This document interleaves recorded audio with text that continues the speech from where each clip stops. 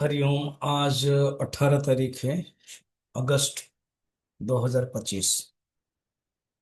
तो भगवान दशम अध्याय प्रारंभ किया था। अर्जुन अभी स्तुति कर रहे हैं, अर्जुन अभिव्यक्त कर रहे हैं। अर्जुन अ, कह रहे हैं आपके जो स्वरूप है वो जानना भी कठिन है। 14 नंबर आज देखेंगे। तो 14 नंबर में कह रहे हैं कि आपके जो निरुपाधिक स्वरूप है उसको जानना अत्यंत कठिन है। अर्जुन उवाच सर्वमेतद्रुतं मन्ये यन्मां वदसि केशव, न हि ते भगवन् व्यक्तिं विदुर्देवान दानवाः।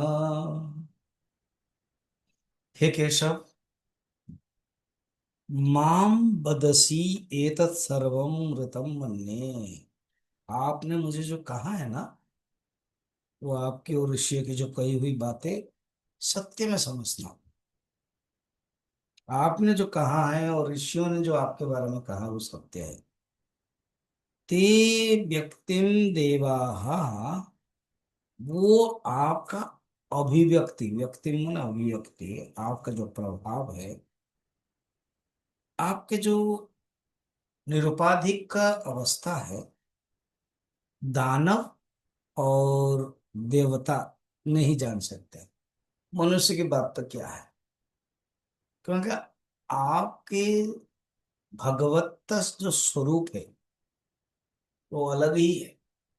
विष्णु पुराण में भगवान शब्द का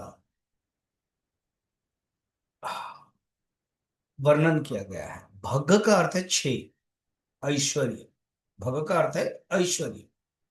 ऐश्वर्यस्य समग्रस्य धर्मस्य यशसः श्रियः ज्ञान वैराग्यस्यैव सणाम भग इति ऋण।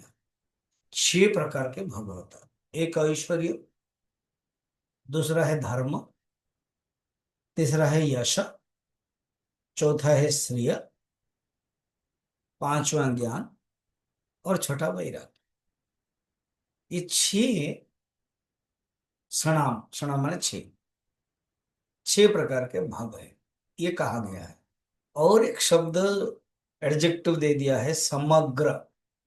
क्योंकि ये जो भग है 6 प्रकार, संत महापुरुष कोई सिद्ध पुरुष के पास रह सकता है, और कहते हैं समग्र रूप में केवल भगवान के पास ही रह सकता है। समग्र ऐश्वर्य स समग्रस्य धर्मस्य यशसः श्रेयः ज्ञान वैराग्यश्चैव शरणां भग इति रूढ़।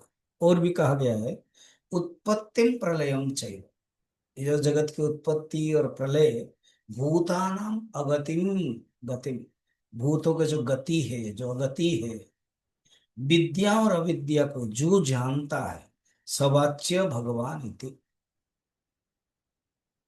ऐसे भी वर्णन है, राजाना यह प्रशंसन्ति, पंडिता साधव यह प्रशंसन्ति, प्रशंसन्ति पंडिताः, साधव प्रशंसन्ति, सपार्थ पुरुषोत्तम।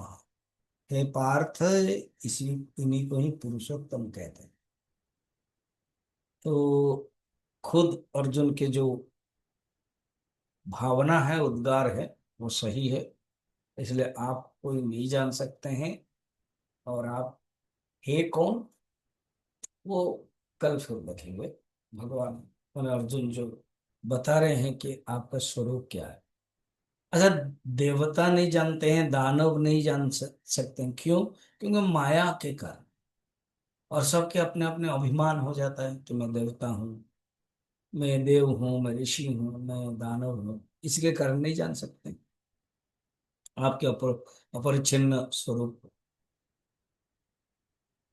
दानव नहीं जान सकता तो मानव की बात ही क्या है। मानव तो माया के द्वारा ज्यादा ही आक्रामित है। अच्छा, जैसे नदियां अपने अपने संकीर्ण गति से दौड़ करके प्रभावित माने आश्रय लेकर के प्रभावित जब होती है, तब तक समुद्र को नहीं जान सकते। वो तो अपना संकीर्ण गति है। समुद्र को जानने के लिए समुद्र बनना पड़ेगा। तो आपको जानने के लिए आपको होना पड़ेगा, ब्रह्मविद ब्रह्मैव भवति। जान ही तुम्हें हुई जाए। आपको जानने के लिए आप ही होना पड़ेगा। और जब नदियां समुद्र में मिल जाती है तो समुद्र का स्वरूप प्राप्त होता है। तो अनन्य भक्ति में जो डूब जाता है वो ही आपको जान सकता है। साधारण व्यक्ति आपको नहीं जान सकता। आपका स्वरूप क्या है? निर्गुण निराकार निस्संग शुद्ध चैतन्य स्वरूप। इसको जानना कठिन है, ये बात बता दो।